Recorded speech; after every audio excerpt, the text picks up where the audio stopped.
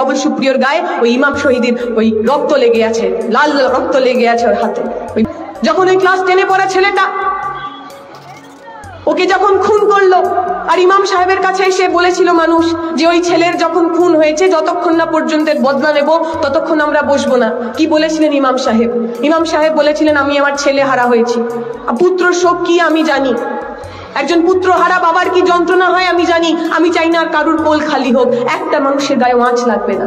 ওই বাবুল সুপ্রিয় ভোট দিয়েছিলেন, বাবুল সুপ্রিয়কে, বিজেপির এমপি ছিলেন উনি, মনে আছে তো আপনাদের? ওই আসানসোলে যখন দাঙ্গা হলো, ওই আসানসোলে যখন দাঙ্গা হলো, বাবুল সুপ্রিয়র নেতৃত্বে যখন হিন্দু মানুষ মুসলমান মানুষ একে অপরের রক্ত নিয়ে হোলি খেলা করলে, বাবুল সুপ্রিয় যিনি আসানসোলে দাঙ্গা করলে, জানি না মমতা ব্যানার্জি কি এমন ঝালমুড়ি খাওয়ালেন, কদিন পর দেখলাম উনি তৃণমূলের মন্ত্রী পর্যন্ত হয়ে গেলেন। তাহলে যে বাবুল সুপ্রিয় বিজেপিতে গিয়ে দাঙ্গা করায়, সেই বাবুল সুপ্রিয় তৃণমূলে এসে দাঙ্গা আটকাবে হতে পারে? জীবনে কোনোদিনও হয়েছে? যে বাবুল সুপ্রিয় আসানসোলের বুকে, পশ্চিম বর্ধমানের বুকে হিন্দু মানুষ মুসলমান মানুষকে একে অপরের মধ্যে লড়িয়ে দিলেন, ভিড়িয়ে দিলেন, সেই মানুষ তৃণমূলে এসে সাম্প্রদায়িক সম্প্রীতি রক্ষা করবে হতে পারে? জীবনে কোনোদিনও কখনো হয়েছে?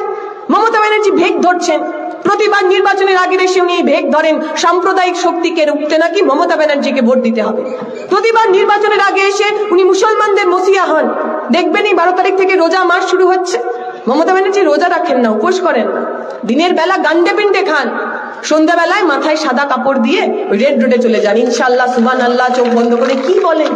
ও নিজেও জানে না, উল্টো দিকের লোকও জানে না, কোরআনের একটা আয়াত কিচ্ছু পর্যন্ত পড়েনি, অথচ নাটকটা পুরো করতে হবে। কেন? কারণ ওর মনে হয় এই নাটক করলে বোধহয় মুসলিম সম্প্রদায়ের মানুষ তৃণমূলকে ভোট দেবে। আপনি ভেবে দেখুন তো, যখন পশ্চিমবঙ্গের মুখ্যমন্ত্রীর নাম ছিল বুদ্ধদেব ভট্টাচার্য বা জ্যোতিবাবু, দেখেছেন কখনো মাথায় সাদা ফেজ টুপি পরে কোথাও গিয়ে উনি নামাজ আদা করছেন? করেননি তো। মুখ্যমন্ত্রী প্রধানমন্ত্রীর কাজ এটা নয়। আপনার ধর্ম আপনি পালন করবেন, তা নিয়ে কোনো প্রশ্ন নেই, কিন্তু ভোটের জন্য, রাজনৈতিক জন্য ওই ধর্মের ভেগ ধরা, এই কাজ প্রধানমন্ত্রী মুখ্যমন্ত্রীর নয়। প্রধানমন্ত্রী মুখ্যমন্ত্রীর কাজ রাজ্যের নাগরিককে বাঁচানো, রাজ্যের নাগরিককে নিরাপত্তা দেওয়া। 1992 সালে যখন বাবরি মসজিদ ভাঙা হলো, সারা দেশ জুড়ে যখন দাঙ্গার আগুন জ্বলছিল, আপনার পশ্চিমবঙ্গে একটা মানুষের গায়ে আঁচ লাগেনি। 2002 সালে গুজরাটে দাঙ্গা হয়েছে, ট্রেনের পর ট্রেন মানুষকে পুড়িয়ে দেওয়া হয়েছে, গর্ভবতীর মার পেট থেকে ত্রিশূলের ওপর ওই শিশু নিয়ে আমরা নাচ দেখেছি। সারা দেশ জুড়ে যখন দাঙ্গা হচ্ছিল, আপনার পশ্চিমবঙ্গের বুকে হিন্দু হন মুসলমান হন একটা মানুষের গায়ে আঁচ লাগেনি। কেন জানেন? কারণ আমার রাজ্যের মুখ্যমন্ত্রীর নাম ছিল বুদ্ধদেব ভট্টাচার্য, আমার রাজ্যের মুখ্যমন্ত্রীর নাম ছিল জ্যোতিবাবু, যারা মাইকে দাঁড়িয়ে বলতে পারতেন এটা পশ্চিমবঙ্গ, এখানে দাঙ্গা করতে আসলে মাথা ভেঙে গুড়িয়ে দেওয়া হবে, কোনো হিন্দু মুসলমান দেখা হবে না। মুখ্যমন্ত্রীর কাজ ওইটা। মুখ্যমন্ত্রীর কাজ জ্যোতিবাবুর মতো। যখন দাঙ্গা হচ্ছে, হুটখোলা জিপে পৌঁছে গেছিলেন। রাজ্যের মুখ্যমন্ত্রী দাঙ্গা কবলিত এলাকায় গেছেন, দাঙ্গা কবলিত এলাকায় গিয়ে ওই হুটখোলা জিপের ওপর দাঁড়িয়ে বলেছিলেন যে আমি শুট অ্যাট সাইটের অর্ডার দিলাম, কেউ যদি দাঙ্গা করতে আসে মাথা লক্ষ্য করে গুলি করবে। এইটা হলো সরকারের কাজ। আজকে মমতা ব্যানার্জি বড় বড় কথা বলবেন, কখনো মুসলিমদের কথা বলবেন, কখনো মা বোনেদের কথা বলবেন, অথচ সেই মুসলিম পরিবারের ছেলেটা মেয়েটা মাদ্রাসা কমিশন পরীক্ষায় পাশ করার পর যদি রাস্তায় নেমে জিজ্ঞেস করে দিদি আমার চাকরিটা হলো না কেন, তাকে লাঠির বাড়ি ওই মমতা ব্যানার্জি মারবে। মমতা ব্যানার্জি বলবেন আমরা লক্ষ্মীর ভান্ডার করেছি, মা বোনেদের হাতে 500 টাকা দিয়েছি। আচ্ছা, সন্দেশখালীর মায়েরা তারা লক্ষ্মীর ভান্ডার পাননি? সন্দেশখালীর যে মা বোনেদের সঙ্গে দিনের পর দিন মমতা ব্যানার্জির শাহজাহান উত্তম শিবুরা গণধর্ষণ করলো, তারা লক্ষ্মীর ভান্ডার পাননি? অনেকে বলছেন এখানে কমরেডরা যে আজকে যারা ব্রিগেডে গেছে, আগের বার ওরা ডিম ভাত খেতে গেছিল, এখন নাকি ডিম ভাতটা পুরনো হয়ে গেছে, এখন আর ডিম ভাত খেতে যাচ্ছে না, তৃণমূলের লোকজন ব্রিগেডে নাকি পিঠে খেতে যাচ্ছে। ব্রিগেডে ওরা পিঠে খেতে যাচ্ছে। সন্দেশখালীর মা বোনেদের রাত্রিবেলা 1টার সময় পিঠে বানানোর জন্য নাকি ডাকা হতো। আপনারা দেখেছেন তো ছবি, ওই মা বোনেরা বটি নিয়ে লাঠি নিয়ে রাস্তায় নেমেছে। তাই তৃণমূল বিজেপির যে লোকেরা ভাবছে যে মাথার ওপর যদি সরকার থাকে, মাথার ওপর যদি পুলিশ থাকে, তাহলে যা খুশি করা যায়, আপনারা জেনে রাখবেন আপনাদের পুলিশের লাঠি, আপনাদের জেল, এই সমস্ত কিছুর ওপরেও একটা বিচার রয়েছে, সাধারণ মানুষের বিচার। জনতা যখন লাঠি নিয়ে বটি নিয়ে রাস্তায় নামে, তখন মাথার ওপর সরকার থাকলেও কেউ পার পায় না। যেমন করে উত্তম শিবু শাহজাহানদের ওই ভেড়ি জ্বালিয়ে দিয়েছে, বাড়ি জ্বালিয়ে দিয়েছে সাধারণ মা বোনেরা, পাড়ার তৃণমূল বিজেপি নেতারা তৈরি হন। যারা যারা অন্যায় করেছেন প্রত্যেকের সঙ্গে সন্দেশখালী মডেল হবে, আমার মা বোনেরা পথ দেখাবেন, আমরা তাদের পিছনে দাঁড়াবো। পশ্চিমবঙ্গের তৃণমূল বিজেপি তৈরি হোক, পশ্চিমবঙ্গের তৃণমূল বিজেপি তৈরি হোক। বিজেপির সরকার, আরএসএস বিজেপি প্রতিদিন আপনার মাথায় নতুন করে ধর্মের বিষ ঢুকিয়ে দিচ্ছে। তারা বলছেন আপনি যদি হিন্দু ধর্মাবলম্বী হন, আপনি যদি হিন্দু হন, তাহলে নাকি बीजेपी ভোট করতে হবে। हिंदू खतरे में है, इसलिए अगर हिंदुओं को बचना है तो बीजेपी को वोट करना है। मैं उनसे सवाल पूछना चाहती हूँ, पिछले 9.5 साल में इस देश के अंदर 1,40,000 কৃষক আত্মহত্যা করেছে, ফসলের দাম না পেয়ে আত্মহত্যা করেছে 1,40,000 মানুষ। নরেন্দ্র মোদী কথায় কথায় বলেন যে ভারত হলো হিন্দুদের দেশ। ভারতে যদি সংখ্যাগরিষ্ঠ হিন্দু হয়, যদি 70% মানুষ হিন্দু হন, তাহলে 1,40,000 যে কৃষক যারা ওই কীটনাশক খেয়ে আত্মহত্যা করলো, তাদের মধ্যে 80,000 লোক তো হিন্দু। দেখেছেন কখনো আরএসএস বিজেপির লোককে ওই হিন্দু মরে যাওয়া কৃষকগুলো সম্পর্কে একটা শব্দ কথা বলতে? আপনার বাড়িতে যারা রাম মন্দির উদ্বোধনের দিন ওই চাল দিতে এসেছিল, বলেছেন নাকি তারা ওই 80,000 মরে যাওয়া কৃষকের কথা বলেছেন? তারা কেন আত্মহত্যা করলো? ওরা কিসের দুঃখ যন্ত্রণা ছিল এত ওদের? কৃষি ঋণ নিয়েছিল সরকারের কাছ থেকে 5,000, 10,000, 20,000, ম্যাক্সিমাম 1 লাখ। কেন নিতে হয়েছিল কৃষি ঋণ? সারের ভর্তুকি কেন্দ্রের সরকার তুলে দিয়েছে, সারের যা দাম বেড়ে গেছে, পকেটের টাকা দিয়ে সার কেনা যায় না, কৃষি ঋণ নিতে হয়। বীজের টাকা, কীটনাশকের টাকা, যা যা ভর্তুকি আগে কেন্দ্রের সরকার দিত, সব ভর্তুকি ওরা তুলে নিয়েছে। যা দাম বেড়ে গেছে, নিজের পয়সায় আর চাষ করা যায় না, কৃষি ঋণ নিতে হয়। কৃষকরা বলেছিলেন আমাদের এই কৃষি ঋণ মুকুব করে দিন। 1 লাখ, 2 লাখ, 3 লাখ, 4 লাখ। আপনি তো দেশের সরকার, আপনি তো আমাদের ভোটে আমাদের ট্যাক্সের টাকা ওই নীল লাল বাতি গাড়ি চলেন। আমাদের একটু যদি এই কৃষি ঋণগুলো মুকুব করে দেন, তাহলে আমরা বেঁচে পড়তে যাই। নরেন্দ্র মোদী সরকার ওই কৃষি ঋণ মুকুব করেননি, তার বদলে কি করেছেন জানেন? 150 কোটি টাকার কর্পোরেট ঋণ নিয়েছিল। 150 কোটি টাকা। আমি আর আপনি স্বল্প সঞ্চয় যে ব্যাংকে টাকা জমাই, এসবিআই তে যে টাকা জমাই, আমাদের ব্যাংকের টাকা থেকে 150 কোটি টাকা আম্বানি আদানি পুঁজিপতিদের দিয়েছিল নরেন্দ্র মোদী। একদিকে যখন কৃষকের ঋণ নরেন্দ্র মোদী মুকুব করেননি, অন্যদিকে ওই পুঁজিপতিদের কর্পোরেট ঋণ উনি মুকুব করে দিয়েছেন। সুতরাং আপনি হিন্দু হন অথবা মুসলমান, আপনি যদি গরিব মানুষ হন, নরেন্দ্র মোদী আপনার হয়ে কথা বলবে না। আপনি হিন্দু হন অথবা মুসলমান, আপনার পকেটে যদি কারি কারি টাকা থাকে, আপনি যদি বড় লোক হন, পুঁজিপতি হন, নরেন্দ্র মোদী আপনার সঙ্গে থাকবে। আপনাকে তো পক্ষ নিতে হবে। শুধুমাত্র ধর্মের নামে আমরা আমাদের ভোটগুলোকে দিয়ে দেব? ওরা বলবে মন্দির বানানোর জন্য নরেন্দ্র মোদীকে ভোট দিন। আচ্ছা, আপনার পশ্চিমবঙ্গে এর আগে মন্দির ছিল না? 2014 আগে, 2019 আগে পশ্চিমবঙ্গের গ্রামে মন্দির তৈরি হয়নি? আপনার বাড়িতে, আপনার পাড়ায় যে দুর্গাপূজা হয়, সেই দুর্গাপূজা করার জন্য বিজেপির দরকার হতো, সিপিএম এর দরকার হতো, তৃণমূলের দরকার হতো? পাড়ার লোক চাঁদা দিয়ে নিজের পুজো নিজের মতো করতো। এতে তো রাজনীতির কোনো সম্পর্ক নেই। শুভেন্দু বাবুরা বললেন হঠাৎ করে গীতা পাঠ করতে হবে। ব্রিগেডে ওনারা লক্ষ্য কণ্ঠে নাকি গীতা পাঠ করবেন। গীতা পাঠ করবেন, ভালো কথা, কোনো অসুবিধা নেই। পশ্চিমবঙ্গের মানুষ, পশ্চিমবঙ্গের লোকেরা গীতা পাঠ করেন, যার যেটা পছন্দ সেই ধর্মগ্রন্থ তারা পাঠ করেন, কোনো অসুবিধা নেই। হঠাৎ করে ব্রিগেডে বিজেপিকে কেন গীতা পাঠ করতে হবে? যখন দুর্গাপূজা হয়, অষ্টমীর দিন, নবমীর দিন, যখন আমার মা বোনেরা অঞ্জলি দেন, কত কোটি মানুষ একসঙ্গে তারা মন্ত্র পাঠ করেন। দরকার হয়েছিল কোনো বিজেপির? এই কিছুদিন আগে যখন সরস্বতী পুজো হলো, হলুদ শাড়ি পরে বাচ্চা বাচ্চা মেয়েগুলো, সাদা নীল পাঞ্জাবি পরে বাচ্চা বাচ্চা ছেলেগুলো স্কুলে গেল, কলেজে গেল, সরস্বতী ঠাকুরের সামনে অঞ্জলি দিল। দরকার পড়েছিল নাকি কোনো বিজেপির, কোনো তৃণমূল, কোনো সিপিএম, কোনো রাজনৈতিক দল? শুভেন্দু বাবু বলছেন আপনি যদি সচ্চা হিন্দু হন, তাহলে নাকি আপনাকে গীতা পাঠ করতে হবে। আচ্ছা শুভেন্দু বাবু, একটু গীতাটা ঠিক করে পড়ুন তো, গীতা পাঠ করে একটু বলুন তো গীতার কোন স্তোত্রে লেখা আছে আপনি যদি সচ্চা হিন্দু হন তাহলে হাত পাতিয়া ঘুষ নিবেন, এবং ঘুষ নিয়ে ধরা পড়ে গেলেন সঙ্গে সঙ্গে বিজেপি ছেড়ে, তৃণমূল ছেড়ে বিজেপিতে চলে যাবেন। গীতার কোন স্তোত্রে লেখা আছে? কোন জায়গায় লেখা আছে? লেখা নেই। ধর্মের সঙ্গে রাজনীতির কোনো সম্পর্ক নেই। ধর্ম আপনার আস্থার জায়গা, বিশ্বাসের জায়গা, ভালোবাসার জায়গা। এই কদিন আগে শিবরাত্রি গেল, অনেক মায়েরা উপোস করে শিবের মাথায় জল ঢেলেছে। সারাদিন উপোস করে থাকার পর যখন শিবের মাথায় জল ঢালছিলেন, কি চাইছিলেন মা? হাত জোর করে বলছিলেন নাকি যে আমার দেশটাকে হিন্দু রাষ্ট্র বানিয়ে দাও গো, আমার দেশে যেন হিন্দু ছাড়া আর কেউ না থাকে? নাকি সে মাথায় জল ঢালতে ঢালতে বলছিলেন আমার ছেলেটা মেয়েটা যেন থাকে দুধে ভাতে, ওদের জন্য একটা ভালো চাকরি হয়? এই 12 তারিখের পর থেকে যখন রোজা রাখবেন মারা, সারাদিন উপোস করে সন্ধ্যাবেলা যখন ইফতার করে ওই নামাজ আদা করতে যাবেন, কি চাইবেন আল্লাহর কাছে? বলবেন আমার গাজায় হিন্দ চাই, মুসলিম রাষ্ট্র বানিয়ে দাও? নাকি সেই মাও চাইবেন তার বাড়ির যে ছোট্ট মেয়েটা স্কুলে যায়, সেই মেয়েটা যেন ভালো থাকে, মেয়েটা যেন বড় হয়ে একটা ভালো জায়গায় চাকরি করতে পারে? এই তো আমাদের চাওয়া। আপনি যে ধর্মেই বিশ্বাস করুন না কেন, আপনি মন্দিরে যান, মসজিদে যান, গির্জায় যান, গুরুদুয়ারাতে যান, আপনার সঙ্গে আপনার ভগবানের যে সম্পর্ক, সেই সম্পর্ক তো ভালোবাসা, সেই সম্পর্কে তো ঘৃণা নেই, সেই সম্পর্কে তো হিংসা নেই। কোন ধর্ম তো শেখায় না অপর ধর্মের বাড়ি ভেঙে দিতে, অপর ধর্মের বাড়ির ঘর জ্বালিয়ে দিতে, অপর ধর্মের লোককে খুন করতে, হিংসা করতে শেখায় না। এই নরেন্দ্র মোদী তৃণমূলরা, এই মমতা ব্যানার্জি আর বিজেপিরা এরা আপনাকে প্রতিদিন প্রতিনিয়ত আমার বিশ্বাসের জায়গাকে, ভালোবাসার জায়গাকে ব্যবহার করে ওদের রাজনীতির রুটি শিখবে। কেন চাই ওদের রাজনীতি? কেন চাই ওদের ধর্ম নিয়ে রাজনীতি? যখন দেখবেন কোথাও দাঙ্গা হয়, দাঙ্গায় যখন মানুষের ঘর পুড়ে যায়, মানুষের মধ্যে ভয় হয়, তখন হিন্দু পাড়ায় গিয়ে বিজেপির লোকেরা বলবে, দেখো হিন্দু খতরে মে হ্যায়, अगर हिंदू को बचना है तो बीजेपी को वोट करना है। মমতা ব্যানার্জি তখন মুসলিম পাড়ায় গিয়ে বলবে, দেখেছো তো ওই বিজেপি যদি ক্ষমতায় আসে তোমাদের কিন্তু বাড়ি ছাড়া করবে, তাই আসো তৃণমূলকে ভোট দাও। আমরা লাল ঝান্ডা করা লোকেরা বলছি, আপনি হিন্দু হন মুসলমান হন এতে আমাদের কিছু যায় আসে না। আপনি যদি গরিব খেটে খাওয়া মানুষ হন, আপনি যদি ওই লুটে খাওয়া লোকেদের বিরুদ্ধে লড়াই করতে চান, তুলে নিন এই লাল ঝান্ডা। লাল ঝান্ডা আপনার হকের দাবি নিয়ে লড়াই করবে, লাল ঝান্ডা আপনার বেঁচে থাকার জন্য লড়াই করবে, লাল ঝান্ডা আপনার মাথা উঁচু করে বেঁচে থাকার জন্য লড়াই করবে। পক্ষ নিন আপনি, কাদের সঙ্গে থাকতে চান? নরেন্দ্র মোদীরা, বিজেপিরা প্রতিদিন প্রতিনিয়ত ওই আইডেন্টিটি পলিটিক্স, রাজনীতির পরিচিতির রাজনীতি আমাদের মধ্যে নিয়ে আসবে। ওরা বলবে হিন্দুদের ঐক্যবদ্ধ হতে হবে। কোন হিন্দু? আপনাদের মনে থাকবে হাথরাসের ঘটনা উত্তরপ্রদেশে। 19 বছরের মেয়ে মনীষা বাল্মীকি, হিন্দু ছিল সে ধর্মে, তাকে গণধর্ষণ করার পর এমন পাশবিক অত্যাচার করেছিল, জিভটা কেটে নিয়েছিল, শিরদাঁড়াটা ভেঙে টুকরো টুকরো করে দিয়েছিল।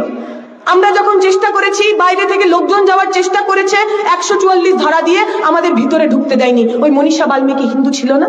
হিন্দু ছিল না ওই মেয়েগুলো? হরিয়ানার গ্রাম থেকে উঠে আসা সাক্ষী মালিক, বিনেশ ফোগাটরা, যারা আমার দেশের হয়ে কুস্তি করেছেন, অলিম্পিকে সোনা জিতে এনেছেন, এশিয়াডে মেডেল জিতে এনেছেন, তাদের সঙ্গে প্রতিদিন ধর্ষণ করেছেন বিজেপির এমপি ব্রিজভূষণ শরণ সিং। তারা যখন রাস্তায় নেমে বলেছেন আমরা দেশের জন্য এত কিছু করলাম, দেশ আমার সম্মানের জন্য দাঁড়াবে না? নরেন্দ্র মোদী আমাদের সঙ্গে সেলফি তুললেন আমাদের মেডেল নিয়ে, অথচ আজকে যখন আমার শরীরের ওপর ধর্ষণ হলো তখন নরেন্দ্র মোদী আমাদের সঙ্গে দাঁড়াবেন না? ছিল না ওই মেয়েগুলো হিন্দু? ওই হাথরাসের ঘটনা, উন্নাওয়ের ঘটনা, যেখানে বিজেপির এমএলএ কুলদীপ সেনেগার একটি মেয়ের সঙ্গে ধর্ষণ করলেন, বাবা যখন জানতে পারলো মেয়ের শরীরের ওপর এমন আক্রমণ হয়েছে, গেছিলেন উনি পুলিশ স্টেশনে রিপোর্ট লেখানোর জন্য। পুলিশ স্টেশনের মধ্যে পিটিয়ে খুন করা হয়েছিল ওই ছোট্ট মেয়েটির বাবাকে। ওই বাবা, ওই মেয়ে, ওরা হিন্দু ছিল না? কেমন হিন্দু? কিসের হিন্দু? কাদের জন্য বিজেপি কথা বলছে? ওদের হিন্দুত্বে মহিলাদের কোনো জায়গা নেই। ওদের হিন্দুত্ববাদে আপনি যদি গরিব হন, শূদ্র হন, এসসি হন, এসটি হন, ওবিসি হন, আপনার কোনো জায়গা নেই। ওরা বিশ্বাস করে একলব্যের আঙুল কেটে নেওয়ার। কে ছিল একলব্য? কি দোষ করেছিল একলব্য? একলব্য নিষাদের ছেলে, একলব্য আদিবাসীর ছেলে। একলব্যের খুব ইচ্ছা সে দ্রোণাচার্যের কাছ থেকে ধনুর্বিদ্যা শিখবে। সে গেছে দ্রোণাচার্যের কাছে। দ্রোণাচার্য বলেছে আমি রাজার ছেলেদের ধনুর্বিদ্যা শেখাই, তুমি আদিবাসীর ছেলে, তুমি নিষাদের ছেলে, তোমাকে আমি শেখাবো না। কিন্তু একলব্যর মনে মনে ভীষণ জেদ। একলব্য মাটির মূর্তি তৈরি করেছে, দ্রোণাচার্যের মূর্তি তৈরি করেছে, আর এই মূর্তির সামনেই কঠোর অনুশীলন শুরু করেছে। এমন ছিল তার কঠোর অনুশীলন যে সে অর্জুনের চাইতেও বড় তীরন্দাজ হয়ে উঠেছে। দ্রোণাচার্যের কাছে খবর গেছে, দ্রোণাচার্য লুকিয়ে লুকিয়ে দেখেছেন সত্যিই তো এই যা বিদ্যা অর্জন করেছে তো আমার সবচেয়ে প্রিয় শিষ্য অর্জুনকে পর্যন্ত হারিয়ে দেবে। তখন দ্রোণাচার্য গিয়ে একলব্যকে বলেছে যে দেখো তুমি তো আমাকে গুরু মেনেছো। একলব্য বলেছে হ্যাঁ আপনিই আমার গুরু। বলছে যদি আমাকে গুরু মেনে থাকো তাহলে গুরু দক্ষিণা দিতে হবে। একলব্য বলেছে আপনি যা চাইবেন তাই আমি আপনাকে গুরু দক্ষিণা দেব। তখন দ্রোণাচার্য বলেছেন তোমার এই যে বুড়ো আঙুল, এই যে বৃদ্ধাঙ্গুষ্ঠ, এই আঙুল আমাকে কেটে দিয়ে দাও, এটাই তোমার গুরু দক্ষিণা। এখন যে মানুষ ধনুর চালাবেন, যে মানুষ তীর চালাবেন, তার যদি বুড়ো আঙুল না থাকে তিনি আর তীর চালাতে পারবেন? নরেন্দ্র মোদীরা মনুবাদী বিশ্বাসে যারা করেন তারা চান এমন একটা সমাজ তৈরি হোক যেখানে গরিব মানুষ, আদিবাসী মানুষ, পিছিয়ে পড়া মানুষ, তার বুড়ো আঙুল থাকবে না। আমরা বলছি, আমরা যারা বামপন্থী রাজনীতি করি, ছাত্র রাজনীতি করি, এই বিগত বছরগুলোতে কয়েকশো বছর ধরে যে সমস্ত প্রান্তিক মানুষগুলোকে ওরা একলব্য করে তুললো, প্রত্যেকের হাতে তীর ধনুক তুলে দেওয়ার জন্য, প্রত্যেকের হাতে পড়ার বই তুলে দেওয়ার জন্য, প্রত্যেকের স্কুল কলেজে যাওয়ার জন্য আমরা লড়াই করি। আপনাকে পক্ষ নিতে হবে, কাদের সঙ্গে আপনি থাকবেন? আমি আমার কথা দীর্ঘায়িত করব না, এরপরের কমরেডরা রয়েছেন তারা বলবেন। কিন্তু যে কথাগুলো না বললেই নয়, আমরা দেখলাম এই যে নির্বাচনের যে নাম প্রকাশনারা করেছে তাতে বিভিন্ন ধরনের লোক রয়েছে। সবচেয়ে মজা লাগলো বহরমপুরের প্রার্থীকে দেখে। তৃণমূলের বহরমপুরের প্রার্থীর নাম ইউসুফ পাঠান। জানি তো আমরা ইউসুফ পাঠানের নাম শুনেছি। কি করতেন ইউসুফ পাঠান? ক্রিকেট খেলতেন। এখন আমি যদি কালকে গিয়ে বলি আমি দীপশিলা ধর আমি কালকে থেকে ক্রিকেট খেলবো, আপনারা আমাকে খেলতে নেবেন? নেবেন না তো, কারণ আমি ক্রিকেট খেলা জানি না। পশ্চিমবঙ্গে মমতা ব্যানার্জি এমন একটা রাজনীতি শুরু করেছেন যেখানে রাজনীতি করার জন্য আপনাকে রাজনীতি জানতে হবে না। কেউ ফিল্ম স্টার, কেউ দিদি নাম্বার ওয়ান, কেউ ক্রিকেট খেলেন, কেউ দাদা নাম্বার ওয়ান, কেউ চুরি নাম্বার ওয়ান, কেউ ডাকাতি নাম্বার ওয়ান, কেউ ধর্ষক নাম্বার ওয়ান, এইগুলো যদি আপনি করেন তাহলে আপনি তৃণমূলের নেতা হয়ে যেতে পারবেন, তৃণমূলের প্রার্থী হয়ে যেতে পারবেন। আমরা বলছি পশ্চিমবঙ্গের বুকে রাজনীতি ফিরিয়ে আনতে হবে। রাজনীতি করার জন্য, প্রার্থী হওয়ার জন্য আন্দোলনে নামতে হবে, পুলিশের লাঠির বাড়ি থাকতে হবে। শুধুমাত্র এই টিভিতে মুখ দেখিয়ে, চকচকে চেহারা দেখিয়ে রাজনীতি করা যাবে না। আমাদের পক্ষ নিতে হবে। আগামী দিনে পশ্চিমবঙ্গ আমরা কাদের হাতে তুলে দেব? যারা ওই নির্বাচনের আগে পাখির মতো উড়ে এসে বসেন, আপনার কাছে মাইকে এসে দাঁড়িয়ে হাত নাড়ানার বলেন যদি বিনে পয়সায় আমাকে দেখতে চাও তাহলে আমাকে ভোট দাও, এমন লোকগুলোর সঙ্গে থাকবেন নাকি আমার পিছনে যে মানুষগুলো বসে আছে? 11 সালের পর থেকে অত্যাচার তো কম হয়নি, বাড়ি ছাড়া তো কম থাকেননি। আমার সামনে আপনারা যারা বসে আছেন, শুধুমাত্র লাল ঝান্ডা করার অপরাধে অত্যাচার তো আপনারা কম সয়েননি। কিন্তু আমরা বামপন্থীরা জানি, যারা লাল ঝান্ডার রাজনীতি করে আমাদেরকে খুন করা যায়, আমাদেরকে শহীদ করা যায়, কিন্তু লাল ঝান্ডার সঙ্গে আমরা গদ্দারি করতে শিখিনি। আপনিও যদি আপনার ভবিষ্যৎ এমন কারোর হাতে দিতে চান যে আপনার সঙ্গে গদ্দারি করবে না, তাহলে এই 2024-এর নির্বাচনে দিকে দিকে লাল ঝান্ডার মানুষদের জয়ী করে তুলুন। যে কথা বলে শেষ করব, যখন এখানে বসেছিলাম কমরেড বললেন শহীদ পরিবারের ছেলে এসেছেন এখানে, শহীদ পরিবারের লোকেরা আমাদের মাঠে আজকে এসেছে। আমরা গর্ব করে বলি, ওরা বলে যে ওদের কাছে অনেক কিছু আছে। বিজেপি বলবে ওদের কাছে ইডি আছে, সিবিআই আছে, ইলেকটরাল বন্ডের কোটি কোটি টাকা আছে। মমতা ব্যানার্জি বলবেন ওর কাছে ভাইপো আছে, ভাইপোর কালীঘাটের কাকু আছে যার আওয়াজ আমরা এখনো শুনতে পাচ্ছি না। আরো অনেক এরকম চোর ডাকাত ওদের কাছে রয়েছে। আমাদের কাছে ওই শহীদ বাড়ির লোকেরা রয়েছে, যারা নিজের বাড়ির ছেলেটাকে শহীদ করার পরেও লাল ঝান্ডা নিয়ে রাস্তায় এসেছেন। কারণ আমাদের রাজনীতিতে পিছিয়ে যাওয়া যায় না, আমাদের রাজনীতিতে গদ্দারি করা যায় না, আমাদের রাজনীতিতে শির দ্বারা বিক্রি করা যায় না। এই অঞ্চলের মানুষ প্রতিজ্ঞা নিন, শপথ নিন যে কমরেডরা শহীদ হলেন, বর্ধমানের মাটি, আন্দোলনের মাটি, লড়াইয়ের মাটি, শহীদদের মাটি, ওই শহীদের রক্ত ছুঁয়ে শপথ করুন আগামী দিনে যখন নির্বাচন হবে তৃণমূল বিজেপিকে ওদের ভাষায় বুঝিয়ে দেবেন পশ্চিমবঙ্গের বুকে সুশাসন ফিরিয়ে আনুন। আমি একটা গল্প শুনেছিলাম, ওই যখন মুজাফফরনগরে দাঙ্গা হয়েছে, বহু মানুষের ঘর দর পুড়ে গেছে। একজন চাচা, মুসলিম চাচা তার বাড়ির সামনে বসে আছেন, বাড়ি ঘর পুড়ে গেছে, বাড়ির লোকজনের আতাপাতা নেই। তাকে সীতারাম ইয়েচুরিরা গিয়ে বলেছেন যে চাচা ইহা পে তো সেফ নেই হ্যায়, আপ হামারে সাথ আইয়ে, আপনার জন্য একটা নিরাপদ জায়গার আমরা ব্যবস্থা করব। সে ভদ্রলোক চাচা উত্তর দিয়েছে যে দেখো আমার তো এটাই বাড়ি, আমার দাদা পরদাদা সবাই এখানেই দফন হয়েছে, আমি আমার বাড়ি ছেড়ে কোথাও যাব না। কিন্তু তুমি যদি আমায় কোথাও নিয়ে যেতে পারো তাহলে আমাকে জ্যোতিবাবুর বাংলায় নিয়ে যেও।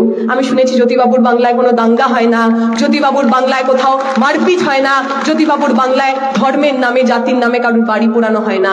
জ্যোতিবাবুর বাংলাকে ফিরিয়ে আনুন, হরে কৃষ্ণ কোঙারদের বাংলাকে ফিরিয়ে আনুন, আমার আপনার বাংলাকে ফিরিয়ে আনুন। 2024 সালে চোর ডাকাত দাঙ্গাবাজদের পাড়া ছাড়া করুন। ডাক্তার দেখিয়ে একটু ওষুধ খা, অনেক সময় হয় শুধু ওষুধ খেলে ডাক্তার দেখালেও হয় না। যদি যেতে লেট হয়ে যায়, যদি যেতে সময় চলে যায়, ডাক্তারবাবু তখন বলেন আর ওষুধ খেয়ে লাভ নেই, এবার অপারেশন করতে হবে। পশ্চিমবঙ্গের মানুষের অবস্থাও সেরকম হয়েছে। 2011 সালে তারা যখন মমতা ব্যানার্জিকে নিয়ে এসেছিলেন, তৃণমূলকে নিয়ে এসেছিলেন, যখন তৃণমূলের ছোট বড় নেতারা ধীরে ধীরে পাড়ায় মাতব্বরি করছে, ভেবেছে তো হয় কদিন যাক আপনা আপনি সব ঠিক হয়ে যাবে, কিছু করেননি।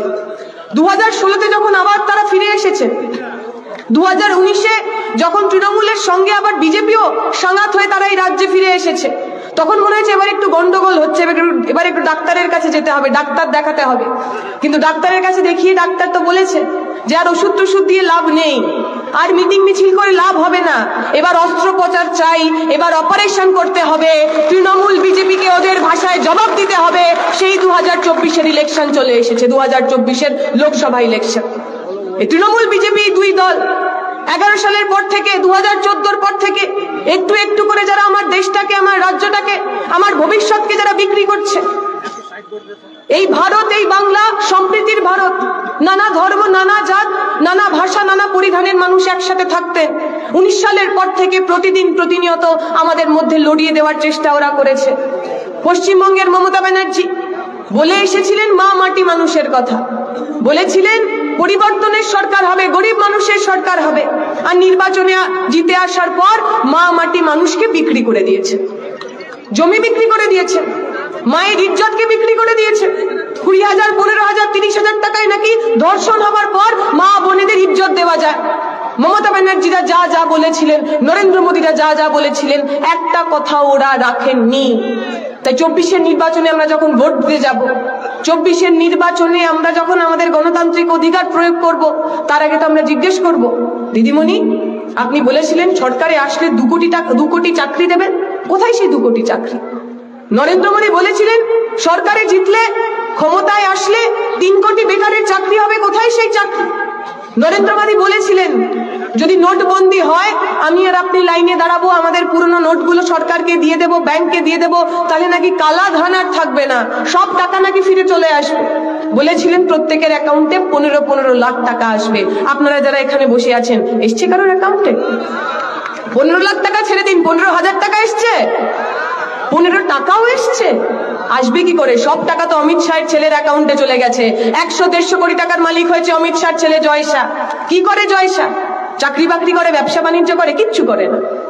বিসিসিআই এর প্রেসিডেন্ট বানিয়েছে, ওকে যদি হাতে একটা ব্যাট দিয়ে দেওয়া হয় আর আপনার পাড়ার ছেলে যদি তাকে বলে ওকে একটা বল কর, প্রথম বলেই ওকে আউট করে দেবে। সে নাকি হয়েছে বিসিসিআই এর প্রেসিডেন্ট, অমিত শাহের ছেলে বলে। এই আমার আপনার পকেটের টাকা, আমাদের অধিকারের টাকা, আমাদের গ্যাটের টাকা, আমাদের হকের টাকা, সেই সব টাকা চুরি করছে তৃণমূল বিজেপি দুজনে মিলে।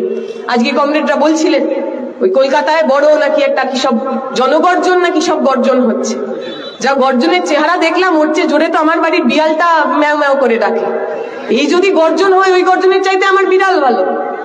সেই জনতার গর্জন বা জারি চোরেদের গর্জন, যাই গর্জনই আপনি বলুন না কেন, বড় যে চোর, বড় চোরের ছোট সাকরে।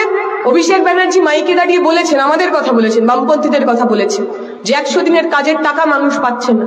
কেন পশ্চিমবঙ্গের বামপন্থীরা আমাদের সঙ্গে লড়ছে না? আমরা বলছি 100 দিনের কাজের টাকা যে মানুষ পাননি, তিনি তৃণমূল করুন, সিপিএম করুন, বিজেপি করুন, কোন রাজনৈতিক দল না করুন, প্রত্যেক মানুষই যাতে টাকা পায়, 100 দিনের টাকা তারা যাতে পায়, তার জন্য আমরা আন্দোলন করতে রাজি আছি। বামপন্থীরা করেছে, কৃষক সভা, এগ্রিকালচার ওয়ার্কার্স ইউনিয়ন, ক্ষেত মজুর সভা, সবাই মিলে আন্দোলন করেছে। আমরা বলছি আমরা কি আপনার পাশে বসবো, আপনার ধর্ণা মঞ্চে বসবো, কেন্দ্রের কাছ থেকে আমাদের বকেয়া টাকা পাওয়ার জন্য আমরা আপনার সঙ্গে থাকবো, কিন্তু আমাদের কয়েকটা শর্ত আছে। নরেন্দ্র মোদীর কাছ থেকে, বিজেপির কাছ থেকে পশ্চিমবঙ্গের টাকা চাওয়ার আগে আপনার ছোট বড় মেজ নেতারা এই গ্রামে গ্রামে 100 দিনের কাজ পাইয়ে দেব, জব কার্ড পাইয়ে দেব বলে যে টাকাগুলো হাতিয়েছে, সেই টাকাগুলো অভিষেক ব্যানার্জি আমাদের ফেরত দিতে পারবেন তো? এই পশ্চিমবঙ্গের বিভিন্ন এলাকায় এলাকায় আপনার নেতারা যে চাকরি পাইয়ে দেব, চাকরি দিয়ে দেবো বলে লাখ লাখ কোটি কোটি টাকা তুলেছেন, সেই সব টাকা ফেরত দিতে পারবেন তো? যদি টাকা ফেরত দিতে না পারেন, চাই না আমাদের টাকা, দেবেন না টাকা। ওই 200 দিন ধরে কলকাতার রাজপথে যে ছেলে মেয়েগুলো পরীক্ষায় পাশ করার পর শিক্ষিত বেকার যুবক যুবতী যারা ওই মাটিতে বসে রয়েছে, তাদের 5টা বছর 10টা বছর আপনি ফিরিয়ে দিন, আমরা আপনার সামনে এসে দাঁড়াবো, আমরা আপনার সঙ্গে এসে দাঁড়াবো, দেখি কার কত জোর আছে। চ্যালেঞ্জ দিলাম আমরা অভিষেক ব্যানার্জিকে। পশ্চিমবঙ্গের ছাত্র যুব, আমার প্রজন্মের ছেলে মেয়েরা যাদের ভবিষ্যৎটা আপনারা বিক্রি করে দিলেন, 100-150 কোটি টাকার উপর বসেছিলেন ওই পার্থ চট্টোপাধ্যায়। ওই একটা অ্যাডভার্টাইজমেন্ট হতো না আগে, 7 তলা মল পুরোটাই শাড়ি। তৃণমূল আসার পরে অ্যাডভার্টাইজমেন্টের নামটা একটু বদলে গেছে, 7 তলা মল পুরোটাই চুরি। আমাদের মায়েরা যখন দোকানে যান, গিয়ে বলেন না অমুক ডিজাইনের অমুক কালারের একটা শাড়ি দেখান, সেরকম তৃণমূলেও বিভিন্ন ধরনের বিভিন্ন ডিজাইনের চোর পাওয়া যায়। আপনি বলবেন মহিলা চোর, সঙ্গে সঙ্গে কাকলি ঘোষ দস্তিদারকে এনে দেবেন, এই যে মহিলা চোর, ভালো মহিলা চোর। আপনি বলবেন পুরুষ চোর, সঙ্গে সঙ্গে ববি হাকিমকে নিয়ে আসবে। আপনি বলবেন না না একটুখানি গোলগাল মোটা সোটা চোর চাই, বলবে এই যে পার্থবাবু বসে রয়েছেন, পার্থ চোর। আপনি বলবেন না না একটুখানি রোগা পাতলা যদি কেউ হয়, আপনার অত রোগা হয়তো পছন্দ নয়, আপনি বললেন যে একটু অলস চোর চাই। আপনি বলবেন এই তো দেখুন না মদন বাবু, টাকা নেওয়ার সময় উঠতে পর্যন্ত পারেননি, শুয়ে শুয়ে টাকা নিচ্ছিল। তাই বেটে চোর, মোটা চোর, পাতলা চোর, রোগা চোর, মহিলা চোর, পুরুষ চোর, হিন্দু চোর, মুসলমান চোর, যেমন যেমন চোর কারুর দরকার তৃণমূলের কাছে গিয়ে বললেই পেয়ে যাবে। আর যদি আপনার তৃণমূলে মন না ভরে, যদি মনে হয় না এগুলো ছোট চোর, একটু বড় চোর লাগবে, চলে যান বিজেপিতে, শুভেন্দু অধিকারী করার আপনার সামনে দাঁড় করিয়ে দেবে। শুভেন্দু বাবুর চেয়ে বড় চোর পশ্চিমবঙ্গে আর কেউ হয়নি। তৃণমূল বিজেপির চাইতে বড় চোর ডাকাতের সাপ্লাই আর পশ্চিমবঙ্গে কেউ কখনো করেনি। তৃণমূল বিজেপি আজকে হঠাৎ করে এসে বাংলার মানুষের খুব দরদি হয়ে উঠেছে। নির্বাচনের আগে এসে আপনাকে ওই আগের বারের মতো 21-এর মতোই বাইনারি বোঝাচ্ছে। তৃণমূলকে হারাতে বিজেপি আর বিজেপিকে হারাতে তৃণমূল। সাধারণ মানুষ বোকা নন, তারা বুঝতে শিখেছেন। আমি বলবো আমাদের কথা বিশ্বাস করবেন না। এই মমতা ব্যানার্জি নাম প্রকাশ করেছেন না 42 জনে, যারা যারা লোকসভা নির্বাচনে ঘাসফুল চিহ্নে লড়বেন, দেখবেন ওই 42 জনের মধ্যে 5 জন এমন লোক রয়েছেন যারা বিজেপির নেতা ছিলেন, বিজেপির এমএলএ ছিলেন, বিজেপির এমপি ছিলেন। নির্বাচনের আগে টুক করে তৃণমূলে এসেছেন, পট করে অমনি এমপির লোকসভা যে ক্যান্ডিডেট, যে প্রার্থী, সেই প্রার্থী হয়ে গেছে। অনেকে আবার প্রশ্ন করছেন যে আচ্ছা বিজেপি তো অর্ধেক সিটের আর কি প্রার্থী ঘোষণা করলো, বাকি সিটগুলো করলো না কেন? মমতা ব্যানার্জি তো 40টা সিট করে দিয়েছে। আমরা বললাম আপনি এখন আর বুঝতে পারেননি, তো আগে থেকেই কথা হয়েছিল। যে লোকগুলো তৃণমূলের ওই 41 জনের নামে পেল না, যে লোকগুলো তৃণমূলের টিকিট পেল না, আগের বার এর পরের বার যখন বিজেপি ওই বাকি 20 জনের নাম ঘোষণা করবেন, দেখবেন বিজেপির সমস্ত প্রার্থীদের মধ্যে ওই তৃণমূলের টিকিট না পাওয়া লোকগুলো 1 নম্বরে দাঁড়িয়ে আছেন। যারা তৃণমূলের টিকিট পাননি সবাই চলে গেছে এখন বিজেপির অফিসের কাছে, ধর্ণা দিয়ে বসে আছে যে আমি টিকিট পাইনি, তৃণমূল ছেড়ে দিলাম, এবার আমি বিজেপি করবো, আমাকে একটা টিকিট দিয়ে দাও। দেখেছেন তো আপনারা, ওনাদের এমএলএ ছিলেন, বহু পুরনো এমএলএ, ছোকরা নয় যে 2 দিন আগে এসছে হঠাৎ করে তৃণমূল থেকে বিজেপিতে চলে গেছেন, বহু পুরনো এমএলএ। তিনি বললেন আমি দলে থেকে আর কাজ করতে পারছি না। কেন কাজ করতে পারছি না? কারণ আমার দল নাকি বিজেপির সঙ্গে সেটিং করছে। দল বিজেপির সাথে সেটিং করছে বলে আমি बीजेपी चले गया। अजीब चीज है ये तृणमूल, जितना भी कोशिश करो इनके अंदर से बीजेपी के लिए जो प्यार है वो छुपता ही नहीं। এরা মুখে বলবে অনেক বড় বড় কথা, বিজেপির বিরুদ্ধে নানা ধরনের কথা বলবে, কিন্তু যেই সুযোগ পাবে, যেই একটুখানি ওই ইডি সিবিআই এদের একটু গলা চেপে ধরবে, সুরসুর করে ওরা চলে যাবে। তৃণমূল এসে আপনার কাছে এসে বলবে যদি বিজেপিকে হারাতে হয়, যদি সাম্প্রদায়িক শক্তিকে হারাতে হয়, তাহলে তৃণমূলকে ভোট করুন। আচ্ছা, ওই আসানসোলের মানুষ ভোট দিয়েছিলেন, তো ভোট দিয়েছিলেন বাবুল সুপ্রিয়কে, বিজেপির এমপি ছিলেন উনি। মনে আছে তো আপনাদের ওই আসানসোলে যখন দাঙ্গা হলো, ওই আসানসোলে যখন দাঙ্গা হলো, বাবুল সুপ্রিয়র নেতৃত্বে যখন হিন্দু মানুষ মুসলমান মানুষ একে অপরের রক্ত নিয়ে হোলি খেলা করলেন, যখন ওই ক্লাস 10-এ পড়া ছেলেটা ওকে যখন খুন করলো, আর ইমাম সাহেবের কাছে এসে বলেছিল মানুষ যে ওই ছেলের যখন খুন হয়েছে যতক্ষণ না পর্যন্ত বদলা নেব ততক্ষণ আমরা বসবো না। কি বলেছিলেন ইমাম সাহেব? ইমাম সাহেব বলেছিলেন আমি আমার ছেলে হারা হয়েছি, পুত্র শোক কি আমি জানি, একজন পুত্র হারা বাবার কি যন্ত্রণা হয় আমি জানি, আমি চাই না আর কারুর কোল খালি হোক, একটা মানুষের গায়ে আঁচ লাগবে না। ওই বাবুল সুপ্রিয়, যে বাবুল সুপ্রিয়র গায়ে ওই ইমাম শহীদের ওই রক্ত লেগে আছে, লাল রক্ত লেগে আছে ওর হাতে, ওই বাবুল সুপ্রিয় যিনি আসানসোলে দাঙ্গা করলেন, জানি না মমতা ব্যানার্জি কি এমন ঝালমুড়ি খাওয়ালেন, কদিন পর দেখলাম উনি তৃণমূলের মন্ত্রী পর্যন্ত হয়ে গেলেন। তাহলে যে বাবুল সুপ্রিয় বিজেপিতে গিয়ে দাঙ্গা করায়, সেই বাবুল সুপ্রিয় তৃণমূলে এসে দাঙ্গা আটকাবে? হতে পারে? জীবনে কোনোদিনও হয়েছে?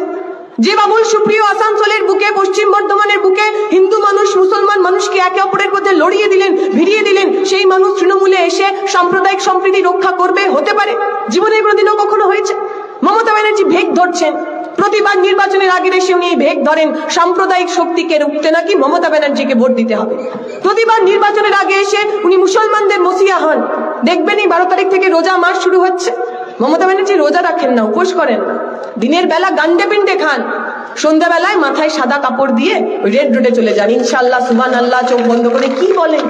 ও নিজেও জানে না, উল্টো দিকের লোকও জানে না, কোরআনের একটা আয়াত কিচ্ছু পর্যন্ত পড়েনি, অথচ নাটকটা পুরো করতে হবে। কেন? কারণ ওর মনে হয় এই নাটক করলে বোধহয় মুসলিম সম্প্রদায়ের মানুষ তৃণমূলকে ভোট দেবে। আপনি ভেবে দেখুন তো, যখন পশ্চিমবঙ্গের মুখ্যমন্ত্রীর নাম ছিল বুদ্ধদেব ভট্টাচার্য বা জ্যোতিবাবু, দেখেছেন কখনো মাথায় সাদা ফেজ টুপি পরে কোথাও গিয়ে উনি নামাজ আদা করছেন? করেননি তো। মুখ্যমন্ত্রী প্রধানমন্ত্রীর কাজ এটা নয়। আপনার ধর্ম আপনি পালন করবেন, তা নিয়ে কোনো প্রশ্ন নেই, কিন্তু ভোটের জন্য, রাজনৈতিক জন্য ওই ধর্মের ভেগ ধরা, এই কাজ প্রধানমন্ত্রী মুখ্যমন্ত্রীর নয়। প্রধানমন্ত্রী মুখ্যমন্ত্রীর কাজ রাজ্যের নাগরিককে বাঁচানো, রাজ্যের নাগরিককে নিরাপত্তা দেওয়া। 1992 সালে যখন বাবরি মসজিদ ভাঙা হলো, সারা দেশ জুড়ে যখন দাঙ্গার আগুন জ্বলছিল, আপনার পশ্চিমবঙ্গে একটা মানুষের গায়ে আঁচ লাগেনি। 2002 সালে গুজরাটে দাঙ্গা হয়েছে, ট্রেনের পর ট্রেন মানুষকে পুড়িয়ে দেওয়া হয়েছে, গর্ভবতীর মার পেট থেকে ত্রিশূলের ওপর ওই শিশু নিয়ে আমরা নাচ দেখেছি। সারা দেশ জুড়ে যখন দাঙ্গা হচ্ছিল, আপনার পশ্চিমবঙ্গের বুকে হিন্দু হন মুসলমান হন একটা মানুষের গায়ে আঁচ লাগেনি। কেন জানেন? কারণ আমার রাজ্যের মুখ্যমন্ত্রীর নাম ছিল বুদ্ধদেব ভট্টাচার্য, আমার রাজ্যের মুখ্যমন্ত্রীর নাম ছিল জ্যোতিবাবু, যারা মাইকে দাঁড়িয়ে বলতে পারতেন এটা পশ্চিমবঙ্গ, এখানে দাঙ্গা করতে আসলে মাথা ভেঙে গুড়িয়ে দেওয়া হবে, কোনো হিন্দু মুসলমান দেখা হবে না। মুখ্যমন্ত্রীর কাজ ওইটা। মুখ্যমন্ত্রীর কাজে জ্যোতিবাবুর মতো যখন দাঙ্গা হচ্ছে হুটখোলা জিপে পৌঁছে গেছিলেন। রাজ্যের মুখ্যমন্ত্রী দাঙ্গা কবলিত এলাকায় গেছেন, দাঙ্গা কবলিত এলাকায় গিয়ে ওই হুটখোলা জিপের ওপর দাঁড়িয়ে বলেছিলেন যে আমি শুট অ্যাট সাইটের অর্ডার দিলাম, কেউ যদি দাঙ্গা করতে আসে মাথা লক্ষ্য করে গুলি করবে। এইটা হলো সরকারের কাজ। আজকে মমতা ব্যানার্জি বড় বড় কথা বলবেন, কখনো মুসলিমদের কথা বলবেন, কখনো মা বোনেদের কথা বলবেন, অথচ সেই মুসলিম পরিবারের ছেলেটা মেয়েটা মাদ্রাসা কমিশন পরীক্ষায় পাশ করার পর যদি রাস্তায় নেমে জিজ্ঞেস করে দিদি আমার চাকরিটা হলো না কেন, তাকে লাঠির বাড়ি ওই মমতা ব্যানার্জি মারবে। মমতা ব্যানার্জি বলবেন আমরা লক্ষ্মীর ভান্ডার করেছি, মা বোনেদের হাতে 500 টাকা দিয়েছি। আচ্ছা, সন্দেশখালীর মায়েরা তারা লক্ষ্মীর ভান্ডার পাননি? সন্দেশখালীর যে মা বোনেদের সঙ্গে দিনের পর দিন মমতা ব্যানার্জির শাহজাহান, উত্তম, শিবুরা গণধর্ষণ করলো, তারা লক্ষ্মীর ভান্ডার পাননি? অনেকে বলছেন এখানে কমরেডরা যে আজকে যারা ব্রিগেডে গেছে, আগের বার ওরা ডিম ভাত খেতে গেছিল, এখন নাকি ডিম ভাতটা পুরনো হয়ে গেছে, এখন আর ডিম ভাত খেতে যাচ্ছে না। তৃণমূলের লোকজন ব্রিগেডে নাকি পিঠে খেতে যাচ্ছে, ব্রিগেডে ওরা পিঠে খেতে যাচ্ছে। সন্দেশখালীর মা বোনেদের রাত্রিবেলা 1টার সময় পিঠে বানানোর জন্য নাকি ডাকা হতো। আপনারা দেখেছেন তো ছবি, ওই মা বোনেরা বটি নিয়ে, লাঠি নিয়ে রাস্তায় নেমেছে। তাই তৃণমূল বিজেপির যে লোকেরা ভাবছে যে মাথার ওপর যদি সরকার থাকে, মাথার ওপর যদি পুলিশ থাকে, তাহলে যা খুশি করা যায়, আপনারা জেনে রাখবেন আপনাদের পুলিশের লাঠি, আপনাদের জেল, এই সমস্ত কিছুর ওপরেও একটা বিচার রয়েছে, সাধারণ মানুষের বিচার। জনতা যখন লাঠি নিয়ে, বটি নিয়ে রাস্তায় নামে, তখন মাথার ওপর সরকার থাকলেও কেউ পার পায় না। যেমন করে উত্তম, শিবু, শাহজাহানদের ওই ভেড়ি জ্বালিয়ে দিয়েছে, বাড়ি জ্বালিয়ে দিয়েছে সাধারণ মা বোনেরা, পাড়ার তৃণমূল বিজেপি নেতারা তৈরি হন। যারা যারা অন্যায় করেছেন প্রত্যেকের সঙ্গে সন্দেশখালী মডেল হবে, আমার মা বোনেরা পথ দেখাবেন, আমরা তাদের পিছনে দাঁড়াবো। পশ্চিমবঙ্গের তৃণমূল বিজেপি তৈরি হোক, পশ্চিমবঙ্গের তৃণমূল বিজেপি তৈরি হোক। বিজেপির সরকার, আরএসএস, বিজেপি প্রতিদিন আপনার মাথায় নতুন করে ধর্মের বিষ ঢুকিয়ে দিচ্ছে। তারা বলছেন আপনি যদি হিন্দু ধর্মাবলম্বী হন, আপনি যদি হিন্দু হন, তাহলে নাকি বিজেপিকে ভোট করতে হবে। हिंदू खतरे में है, इसलिए अगर हिंदुओं को बचना है तो बीजेपी को वोट करना है। मैं उनसे सवाल पूछना चाहती हूँ, पिछले 9.5 साल में इस देश के अंदर 1,40,000 কৃষক আত্মহত্যা করেছে, ফসলের দাম না পেয়ে আত্মহত্যা করেছে 1,40,000 মানুষ। নরেন্দ্র মোদী কথায় কথায় বলেন যে ভারত হলো হিন্দুদের দেশ। ভারতে যদি সংখ্যাগরিষ্ঠ হিন্দু হয়, যদি 70% মানুষ হিন্দু হন, তাহলে 1,40,000 যে কৃষক যারা ওই কীটনাশক খেয়ে আত্মহত্যা করলো, তাদের মধ্যে 80,000 লোক তো হিন্দু।